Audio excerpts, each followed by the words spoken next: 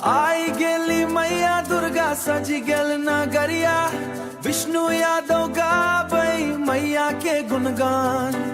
लाल चुनरिया ओढ़ के सिंह पर सवार, 10 भुजा मैया आयली करे सबके उद्धार।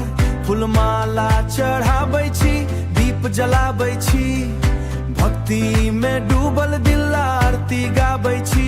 मंदिर में भीड़ लागल भक्तन की लाइन, मैया के दर्शन सब छे बेकरार। विष्णु यादव के स्वर में गूंजे कार, मैया के महिमा से जगमग संसार।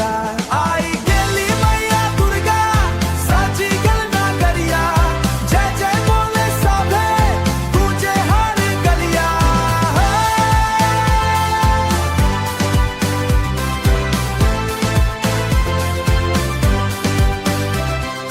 नवरात्रि के दिन आयल खुशियां के बहार, घर घर में गूंजे छै मैया के जयकार।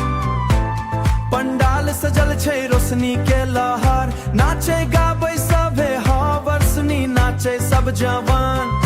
बच्चा बुजुर्ग सब होय गेल मगनन, विष्णु यादव गाबै भक्ति गीत। सुनी के हर दिल में जागे नव प्रीत। हे मैया सुनू अरज हमर, राखू हम पर ध्यान।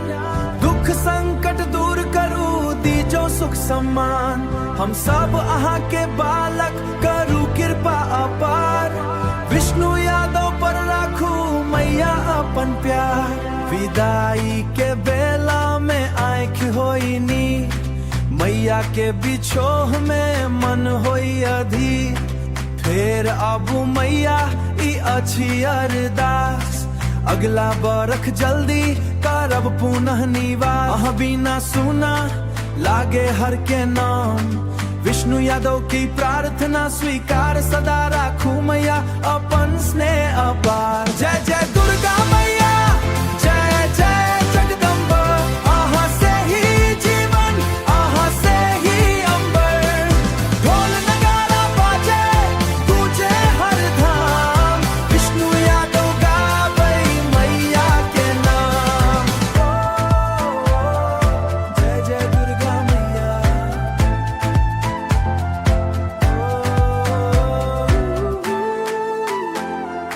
जय जय दुर्गा मैया।